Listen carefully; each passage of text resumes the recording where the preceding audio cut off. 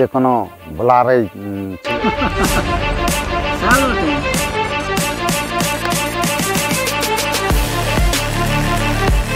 পাঁচজন গোড়ার লোক পালে আমরা মারবো কিসের কারণে কোনোদিন সাইকেলও চালাতে জানে না কোনোই পারে না সেই লোকটাই সাইকেল চুরি করবে।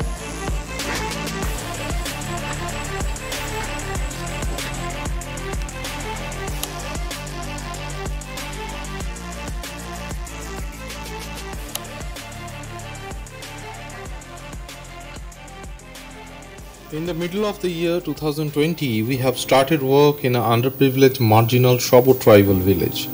On 18th January 2021, we have started a residential school for Shobo tribal children and teenagers, as well as we adopt this village as a whole named Bonkanali. After 2 years, here are some interviews from villagers about their horrible and tragic past life. তারপরে এমন একটা মানে এমন একটা অন্য বাড়ির লোক কুয়াদার তো খাবারই পেত না, কাজই করতো না, কাজ করতো তো খেয়ে তো হিসাবে পয়সা হিসাবে জানতো না, লেখাপড়াও যেত না আর পড়তেও নাই, আর জামা প্যান্টও ঠিক মতো কিনে দিতে পারতাম না। যখন আমার মালাবৃত্তি হয় তখন 12 দিনে বাচ্চা নিয়ে গ্রামে জঙ্গলে যেতাম, জঙ্গল থেকে আসতাম তবে খাবার পাইতাম। তারপরে দিত 25 টাকা, এখন দিচ্ছে 100 টাকা।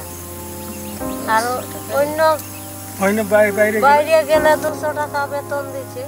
এখন তখন ছিল না, তখন দিয়ে 50 টাকা 60 টাকা করে দিত। তাহলে এবার 50-60 টাকায় কি করে দিন চলবে?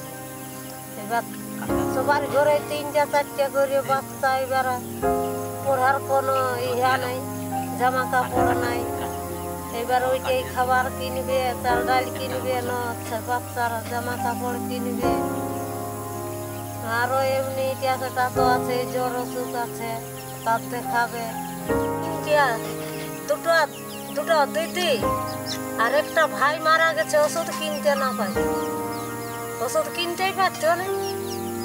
তাহলে এখন একাই আছে বাদল আর দাদা, আরো 2-3টা না। এখন যদি বিয়ে বাড়িতে ডাকতো পাতা টাতা ফেলতে, তো আমরাকে হাতে তো পাতায় তো লিতে হয় না, আমরাকে এক জায়গায় সেরকম জায়গায় খাতে দিত, খাবারটা খাওয়া, তারপরে ওটা বইলাম বনে যা পাইতাম সেটাই খেতাম। বনেকে মাটির থেকে নিয়ে আসতাম, তারপরে গই ঢামলা তো দেখে ভাবুটা ওই আষাঢ় শ্রাবণ মাসে ওইটা 2-3 মাস অভিপোকা না আষাঢ়ের কি পোকা খেতে? অভিপোকা ওই যে যেমন বাইরে হলো ছোট পোকা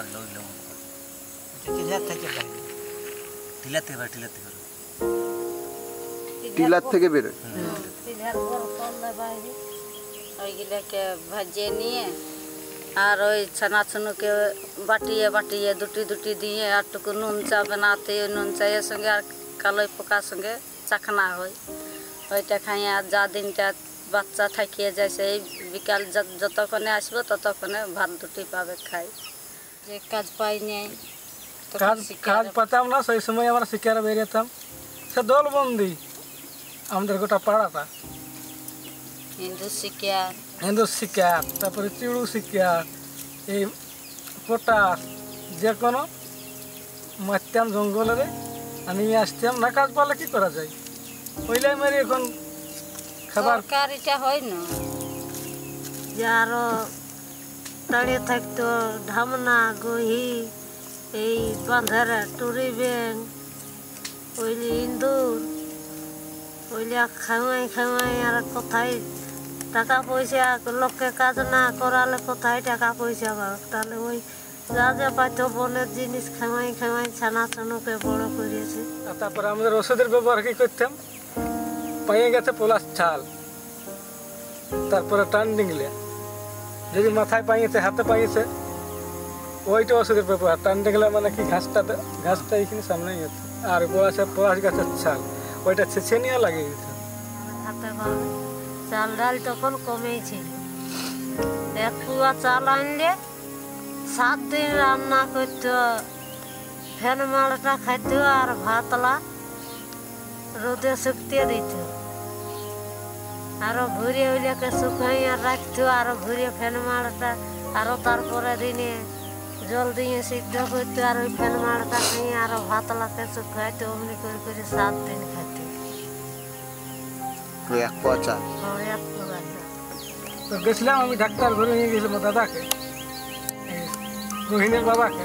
তখন আমাকে ডাক্তার ঘরে মানে ছেড়ে দিয়েছিল, ছুটি দিয়েছিল। তো আমি সই করতে গেছিলাম, আমি জানি না যে কোনখানে সই করতে হবে, আমি খাতাটা ভালো তাকাই নি। তখন আমাকে ডাক্তারে কী বলেছিল, বলছে সবর নাই গোবর।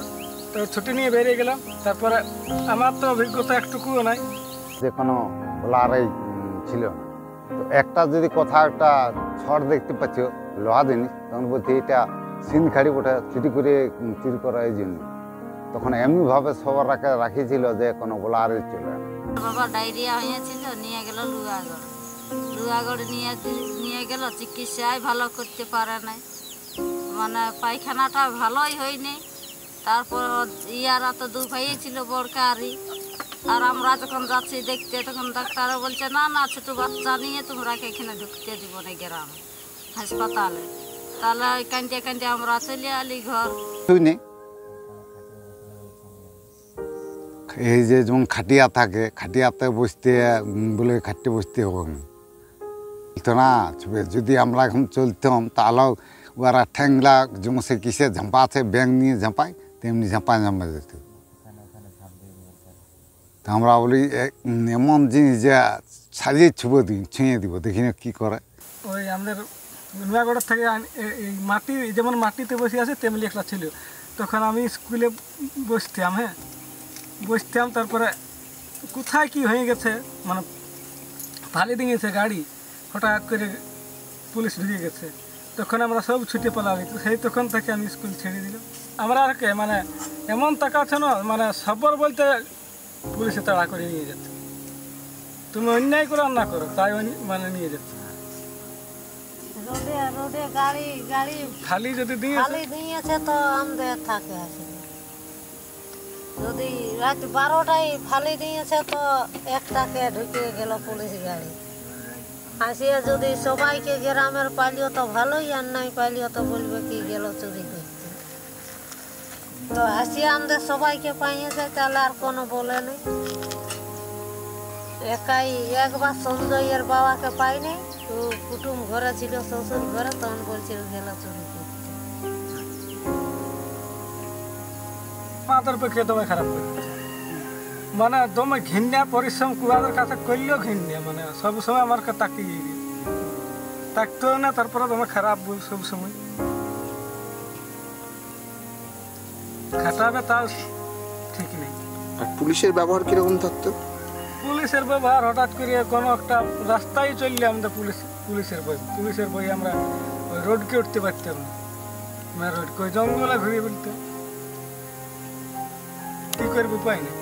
মেয়ে ছেলে গেলে দোকান যেত, কাঠ বিক্রি করতে গেলাম পুলিশকে দেখিয়ে পালাতে হচ্ছে, এমন সমস্যা ছিল। গাঁয়ের লোকও তো একটা ইয়া করে দেয়, টিটকেন দেয়। গাঁয়ের লোকও তখন ছবিটা বেশি করতো, যে এই ধারে সবর কত দূরে সবর বলছে না খাড়িয়া। হ্যাঁ সেইদিকে আমাদের সবাই বলে সবর সবরদের মানে সবরদের হাতে খাতে ইচ্ছা করে নাই সব লোকেরা। সেও এরকম দূর করে দিত লোকে, হ্যাঁ যে মানুষও আমরা দূর কেন করে যে আমরা এদের হাতে খাবো নাই। হ্যাঁ আমাদের তো রক্তটা মানে মানুষেরই তো রক্ত, আমরাও তখন আমাদের হাতে কোনো মানে আমাদের শরীরে কোনো জানোয়ারের রক্ত নাই। যাচ্ছে এখানে ছেলে গিলা তখন বলছে এ খাড়িয়া ছেলে কোন ধারা আসছিস, এমনি আমাদের ছেলে গিলা কেন কি বলতো, ছেলে গিলা এসে নিয়ে আর আমরাকে বলতো। ওই তখন আর গাঁয়ের স্কুল যাইয়েই নি, ছেলে গিলা ছাড়িয়ে দিল গাঁয়ের স্কুল যাতে। ছেলে ভেলে আমাদের পাড়া যাবি, আমাদের পাড়া গেলে 4 আনা পয়সা দিব, হাঘা কুড়াই খাবি, অমনি বলে। ওই তো কলা ছেলে গিলা যাইয়েই নি, বলছে আর যাবই নি, ছাড়িয়ে দিব, লেখাপড়া নাই করি। ওই তো এখানে তো কোনো অন্য লোকের জমি চাষ করতে, ওই জমিতে ইঁদুরে গর্তর ভিতরে ধান রাখতো, সেই ধানকে আমরা কুড়ে নিয়ে আসতাম, ওইটাকে সিদ্ধ করিয়ে তবে চাল হতো। সে বহুত পরিশ্রম করে পায়, দুটি বেশি না পাওয়া। বিয়ে শাদি হইতো তখন যাচ্ছি ওই যা পাতি ঢালাঢালি মার নিয়ে আসতি, তা খাতি। আর কেউ যদি ভাত এমনি খাইয়ে নিয়ে রাখিয়ে দিত, সেই এমনি ছুড়িয়ে ফেলিয়ে রাখিয়ে দেয়, সেইটা তখন কুড়াই খাইয়েছি। বহুত কষ্টে আমরা বড় হইয়েছি খাইয়ে। কারো যদি এমনি কারো ঘরে যদি মানুষ মরে, তাহলে সে ভোজ টোজ করে, তাহলে সেইলে আমরা তখন যাই নিয়ে এমনি গোবর কুড়িয়ে ধারে বসিয়ে থাকি। সেই যখন পাতাগুলা ফেলাইন দিয়ে যা পাই ওইলে 2-4টি থাকে ভাত, সেইলা কুড়াই খাই। অনেক কষ্টে আমরা তখন বড়। একটা গ্রামে যাই নেশা করেছিল, নেশা করেও চলে গেছিলাম জঙ্গলে। তো রাতের বেলা জানো না কিচ্ছু, তো সাইকেল ঠেলতেও জানো না এমন বেচারি ওই মানুষটা, আর কোথাও বলতে জানে নাই। তাই ওকে মানে জেলে দিয়ে দিয়েছিল। তো না চালাতে জানে না, কোনোই পারে না। সেই লোকটা সাইকেল চুরি করবে, সাইকেলটা ভালো করে ঠেলতে পারে না। আর মঙ্গলের সমস্যা বলেছি, মঙ্গল কাজ করতে পারে, তবে টাকা পয়সা গুনতে জানে না। যদি 10 টাকা 5 টাকা করে পয়সা দিয়ে যাবে, 1 টাকা করে 100 টাকা গুনতে পারবে না। ওইটা একটা সমস্যা হতো। এর জন্য লোকজন টাকা কম দিত। যত দিতে চলে যাইতো, গুনতে নাই পয়সা। এই তো বর্ধমান কে গেছে, বর্ধমানে যাইও এই তোলা গিয়া গুনতে পারে না, 12 ঘন্টাটা গুনতে পারে না। শবর জনজাতি, এই জাতিটা এককালীন আমাদের এই যে উন্নত জনজাতির কাছেও হেয় প্রতিপন্ন ছিল। একটাই অভ্যস্ত ছিল, সেটা ওরা সকালেই বেরিয়ে যেত মাঠে বেরিয়ে ব্যাং, এক ধরনের যে সাপ, ধামনা সাপ বলে এক ধরনের সাপ, তারপরে কচ্ছপ, গহি আর এই ব্যাং, এইসবগুলা ওরা মাঠেই মারত এবং মাঠেই সেগুলাকে ওই সামান্য আগুন জেলে ঝলসিয়ে খেত। তারা যদি জল তেষ্টা পেত, তাদের জল লোকালয়ে গিয়ে কারো কাছে যে চেয়ে খাবো, যে আমাকে জল তেষ্টা পেয়েছে, 1 গ্লাস জল দাও খাবো, এই সাহস বা এইরকম ওদের মনোভাব ছিল না। তারা বাইরেই যদি কোথাও যদি অপরিষ্কার জলেই পেত, সেটিই খেত। যেমন আমাদের এই দেখা বনকানালি বলে যে একটা শবর গ্রাম আছে, সেখানে যে কলকাতার স্বপ্নালোক যে একটা সংস্থা, NGO, ওদের ছেলেমেয়েরা এসে এখানে শবরদের একটা বলা যেতে পারে আমূল পরিবর্তন ঘটিয়ে